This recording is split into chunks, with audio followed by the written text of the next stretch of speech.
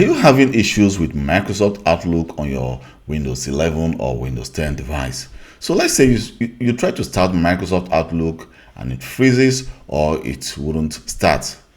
So let me close this Outlook profile because I'm just trying to actually show you how to solve that issue. I'm not able to reproduce that issue on this device. So what you need to do is to go to the control panel, and if you open the control panel for the first time, you can see it's going to be under viewed by category. So what you need to do is to change it to light icons to make you have access to all your different categories in control panel. So right now we need to go to Mail, the Microsoft Outlook, and here you can see we have profiles. So click on Show Profiles, and at this moment you can see we only have one profile.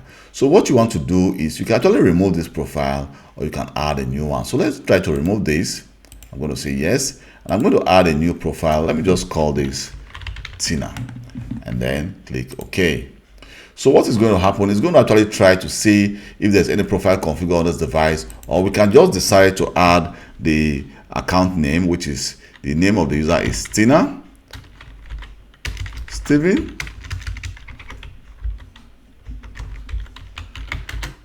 and Tina's email address is tina.steven@kelvinbelch.onmicrosoft.com, and then you need to enter the user's password.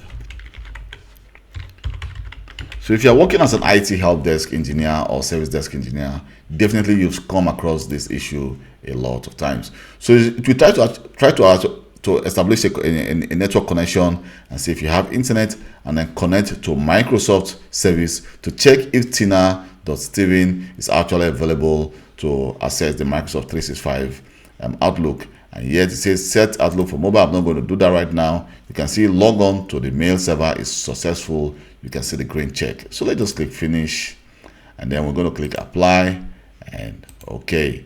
So right now, if I go to my start menu and click Outlook, you see it's going to load that profile. You say loading profile, it's going to load that profile and recreate a new profile for the user.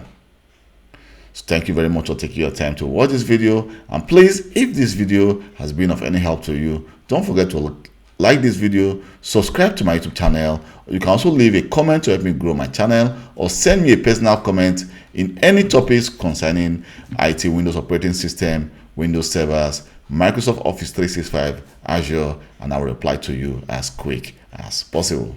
Thank you very much for your time, and goodbye.